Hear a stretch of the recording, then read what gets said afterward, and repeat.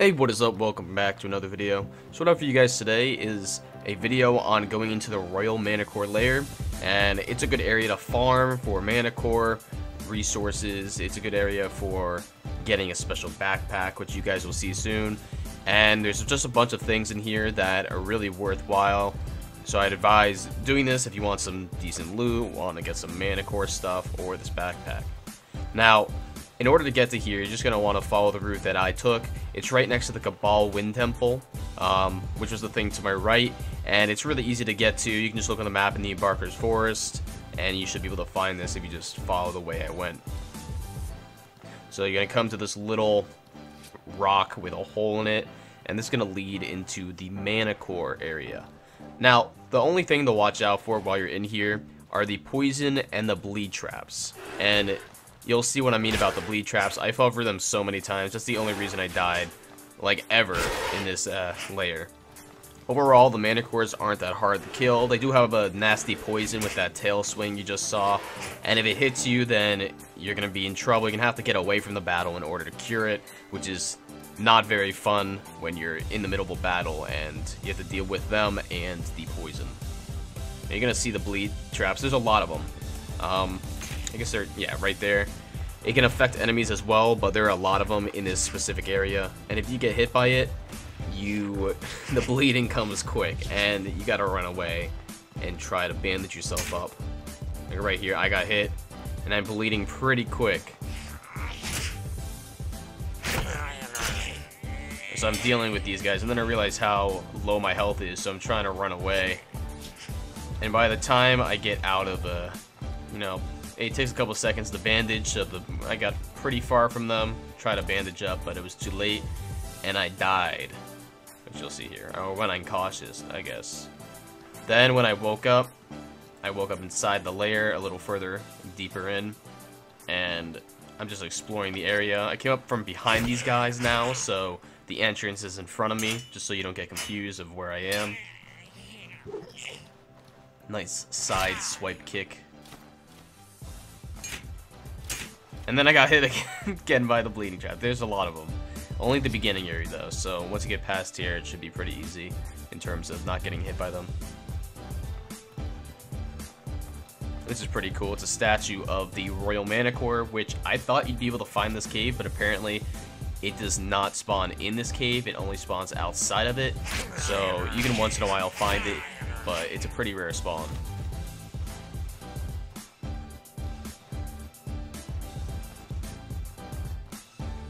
Now, a quick warning for you guys before you go in this cave. You want to be prepared with some poison or anti-poison things, some bandages, and most importantly, you're going to want to come with an emerald, a large emerald, and a medium ruby. Now, the large emeralds are required in order to get an artifact, which you'll see in pretty much no time. I mean, in this video, you'll see it. And then the medium ruby is just to get some more loot, so might as well bring it. Or a pick, because there's a couple nodes in here, but if you don't want to take the chances, because I only got a ruby from the nodes, so I had to go back and buy an emerald, and it was just sort of a pain to go back and forth getting stuff.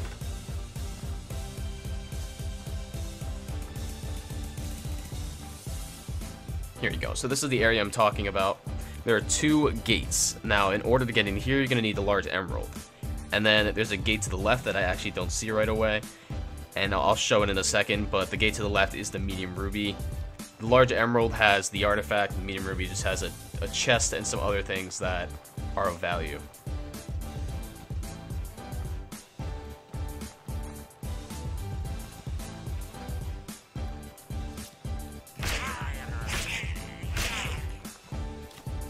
These guys shouldn't cause that much of a problem for you, as long as you are decently equipped. The only things that can cause a problem are the bleeding traps and the manticores. And there are 3 manticores in this cave.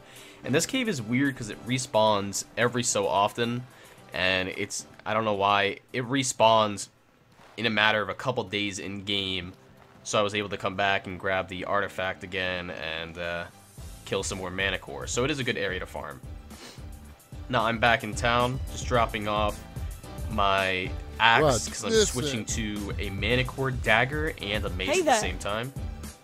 Because I had an idea for a nice combo. And then I'm going to buy a pickaxe so I can go test my luck and see if I can get both an emerald and a ruby while I'm out. So I don't have to buy an emerald. But ultimately, you'll see in a second, I only get a ruby. There we go, I got the medium ruby. And I had to go back for the emerald, but I was able to unlock the ruby door while I'm in here.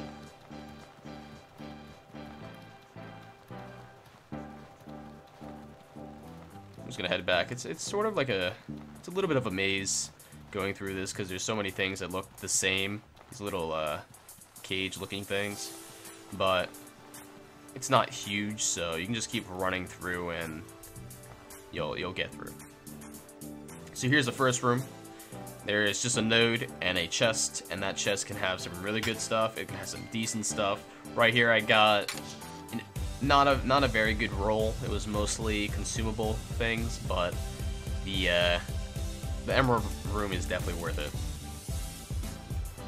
You'll see. So I just go back. This worries me. And then I'm gonna buy an emerald because I couldn't get one. I'm just gonna sell some of the things I got from the dungeon.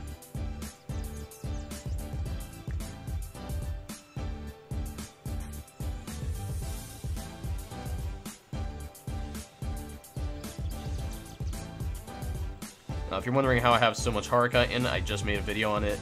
On the way over to this the Manticore Lair, I actually went through the Haruka-in farming area, so that's why I had so many. And then we're gonna go back into the Manticore Lair and head over to the door.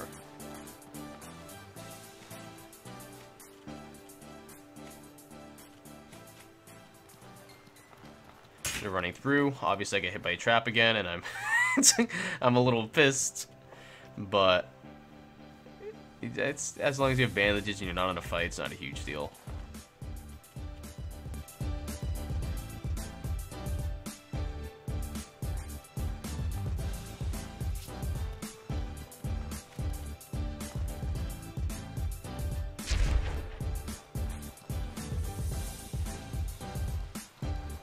Now I'm gonna make my way up towards the two doors, and so that I can unlock it with the emerald.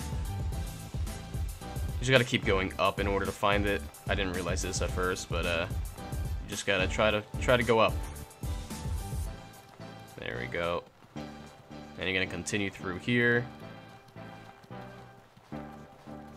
Go up a little more, and then you should be on the floor with the two doors.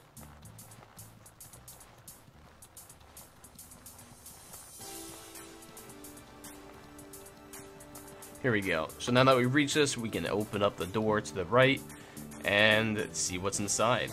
Now, this is where the artifact's at. Like I've said, it's a backpack, but it's a cool backpack. This is what helps with my movement speed build, because the current backpack I had was, I believe, minus 10% movement speed. So with this, it got rid of that debuff and added a stamina buff instead, so that I can run longer. And you know, in combat, it's pretty useful having a minus 10% stamina reduction. So, with only the price of, what, 20 capacity, which is nothing, in my opinion. I mean, once you get further in, you're more willing to drop some of the crappier stuff to get the better stuff, so it's not a huge deal. It's definitely one of the better backpacks. I've only seen, I think, 3 artifact backpacks, so in terms of rating, this is probably the best one I've had.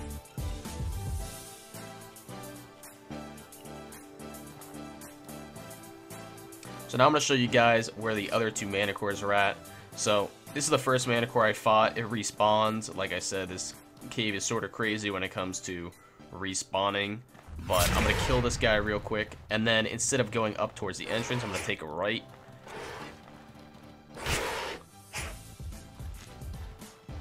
It's my new technique. It's more of a block and stab. And then when they're staggered, I swing with my mace like that.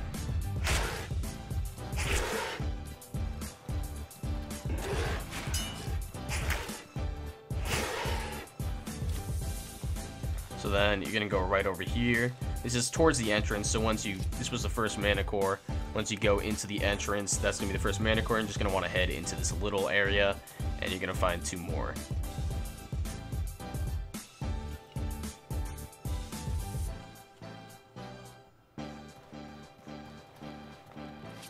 I believe I only show one here because the other one I killed. The other one's a little further in. And once you kill this guy, you're going to be rewarded with a chest, which has some really good stuff in it. So taking out this guy is definitely worth it. We're going to finish this guy off now. Like I've said before, they're not that difficult to fight. You just don't want to be cautious of their poison sting, because that would really interrupt the middle of your battle. And you're going to have to, peace out for a little bit in order to heal the poison. Then once you kill this guy, you can grab some of his stuff and then head down to the lower level in order to get your reward. It is an Ornate chest, so it contains some really good stuff.